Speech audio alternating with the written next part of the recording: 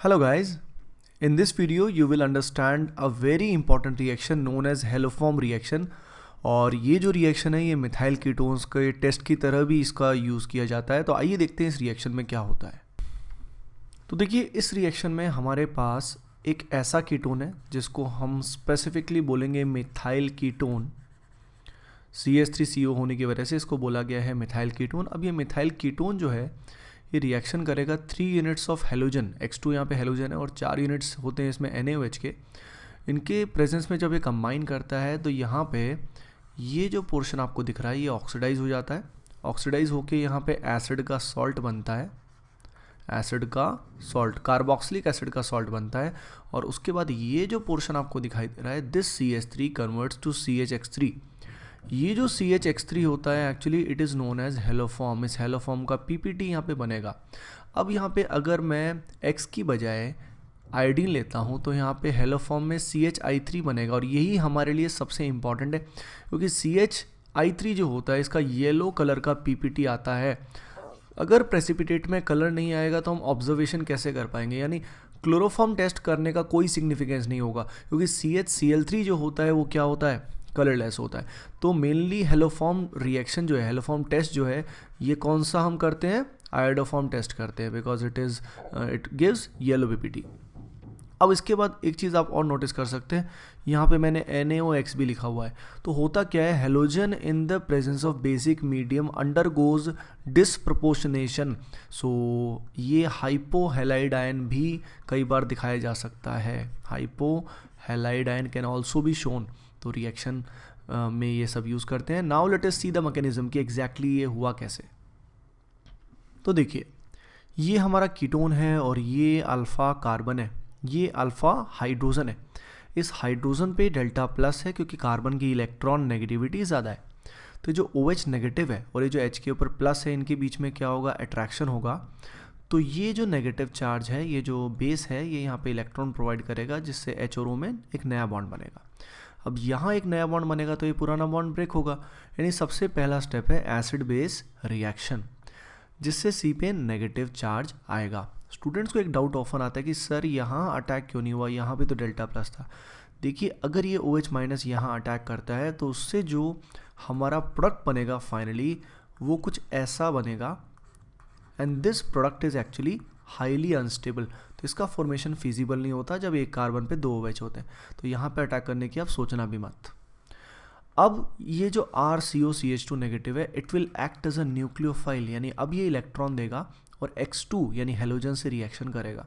अब इस negative charge की प्रेजेंस में हेलोजन पे हल्का सा प्लस और माइनस चार्ज इंड्यूस हो जाएगा। इसको बोलते हैं इंड्यूस्ड पोलराइजेशन, इंडक्शन की वजह से पोलराइजेशन होना। अब ये C नेगेटिव यहाँ पे क्या करेगा, X को इलेक्ट्रॉन देगा जिससे C में और X के बीच में एक नया बॉन्ड बनेगा। जैसे कि अब आप लोग जानते हैं कि एक नया बॉन्ड बनाने के लिए पुराना तोड़ना पड़ता है, तो ये पुराना बॉन्ड टूट जाएगा। इससे यहाँ बन जाएगा CH2X। अब इसमें भी स्टूडेंट्स को डाउट आ जाता है कि सर ये C नेगेटिव जो है ये रेजोनेंस करके O पे नहीं चला जाएगा और इलेक्ट्रॉन यहाँ पे ऑक्सीजन नहीं देगा क्या? नहीं, रेजोनेंस तो यहाँ होगा लेकिन इलेक्ट्रॉन C ही देगा क्योंकि C की न्यूक्लियोफिलिसिटी O से ज़्यादा होती है। अब देखिए यहाँ पे हेलोजन आने के बाद अब इस कार्बन पे 2 अल्फा H अवेलेबल है।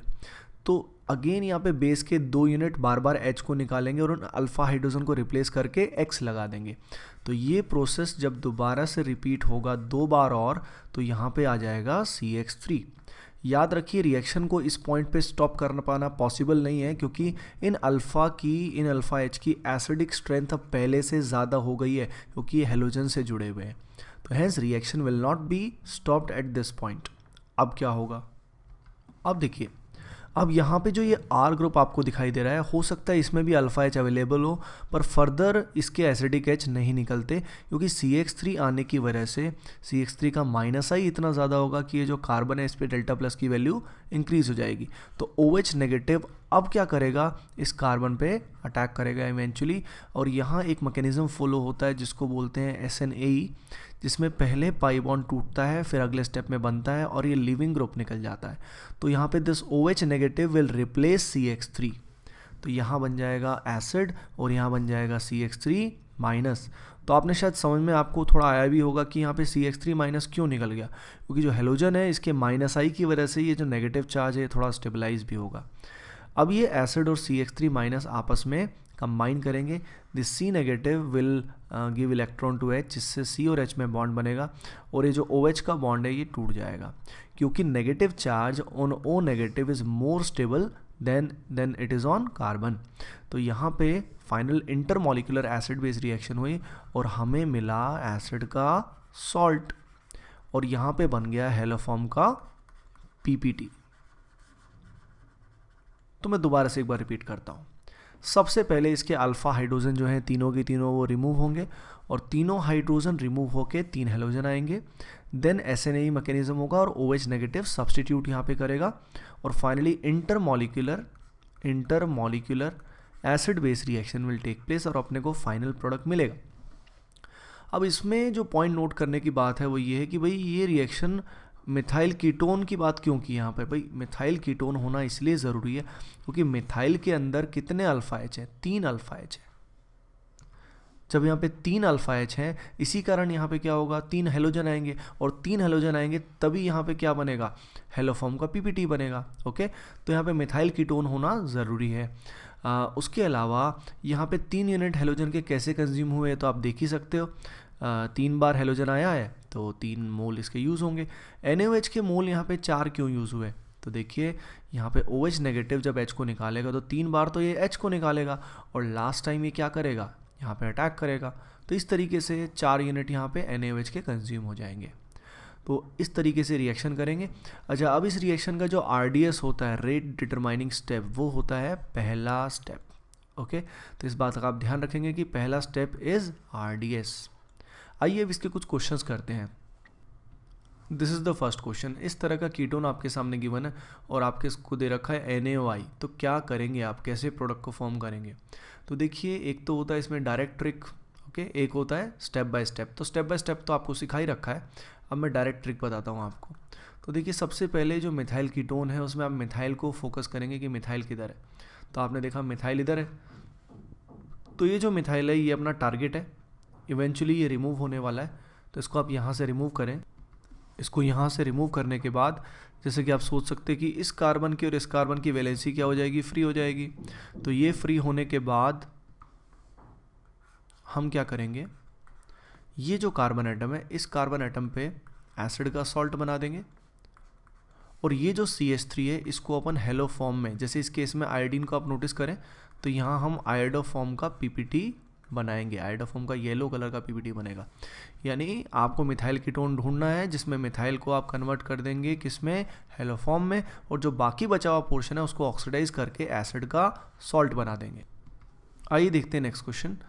नेक्स्ट क्वेश्चन में आपको बेंजीन गिवन है और CH3COCl AlCl3 दिया हुआ है। तो सबसे पहले इसमें होगा फ्रिडल क्राफ्ट असाइलेशन, जिसमें benzene will get converted to acetophenone, यहाँ बन जाएगा एसिटोफिनॉन। अब इसमें NaOH हमने डाला तो हम क्या करेंगे, मिथाइल को फोकस करेंगे और उसको यहाँ से हटाएंगे। मिथाइल को हटा के हम मिथाइल को कन्वर्ट करेंगे किसमें, आयोडो फॉर्म में, और जो बाकी बचा हुआ पोर्शन है उसको हम क्या करेंगे, ऑक्सीडाइज करेंगे। तो यहाँ बन जाएगा COONA। तो देखिए यहाँ पे अगेन हमको एक कीटोन दिया हुआ है और यहाँ पे दिया हुआ है NaOCl NaOBr NaOI। क्वेश्चन कुछ ऐसा है कि पहले केस में मान लीजिए रेट ऑफ रिएक्शन R1 है, सेकंड केस में R2 है और थर्ड केस में R3 है।